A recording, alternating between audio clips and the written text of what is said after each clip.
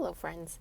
I want to talk about recovering from disordered eating, which is not unusual, but I have recovered from binge eating, and it's not something that I'm always perfect with. I don't know if there's such thing as having a perfect relationship with food, but I think you can find a healthy, balanced relationship with food.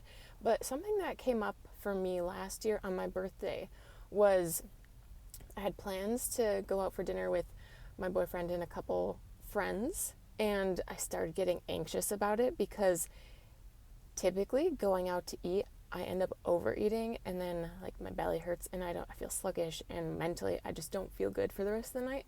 And that's not what I wanted for my birthday. Like, that's not how I wanted to end my birthday. And I started getting like visibly upset about it, and my boyfriend's like, "What's wrong?" And so I told him, I'm like, we always like order an appetizer, and then like part of me, recovery for me, was allowing myself to eat an appetizer when I go out to eat, because historically I would avoid eating an appetizer because I'm like, no, that's bad. And so like in the past year I had started eating partaking in eating an appetizer when I would go out to eat, and then I would typically feel full, even though like my belly wasn't full. I would feel full by the time maybe my belly was full. I would feel full by the time my main meal actually came, and then I'm like, well, I can't just not eat my meal, which is a lie. Like, I could, but like it's kind of socially awkward when you're out with other people and like they're eating and you're not eating, kind of thing. And so my boyfriend was like, maybe you don't eat the appetizer.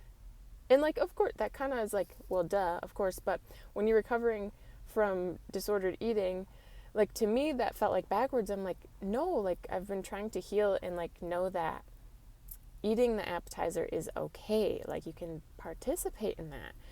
And it felt like I was, quote, backsliding, but into recovery. So hence, like, that's probably what I'm going to title this video, Backsliding into Recovery, is it felt like I was taking a step backwards, like not eating an appetizer.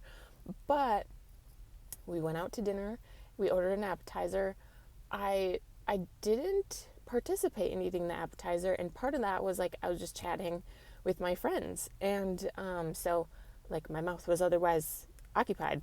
And so then by the time my food actually came, like I was still hungry, and I ate, and then we ended up walking around for a little bit, and we got ice cream, and I participated in the ice cream, and yes, my belly was full, but I didn't feel bad about myself. Like, I wasn't all up in my head because I was so full and I was so sluggish, and I didn't feel like I had ruined my birthday night.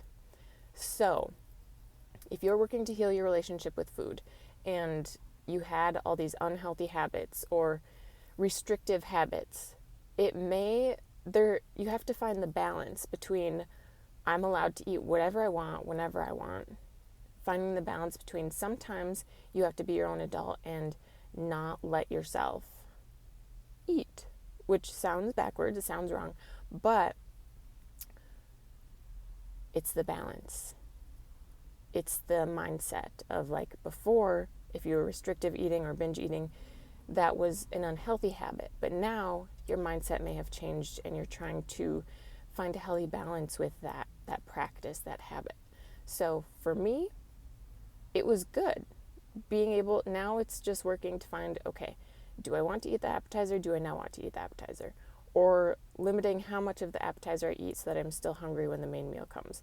And now this is just one example, and there are a ton of different situations, but that was just what happened for me. That was an example of just my journey of continuing to find a healthy relationship with food.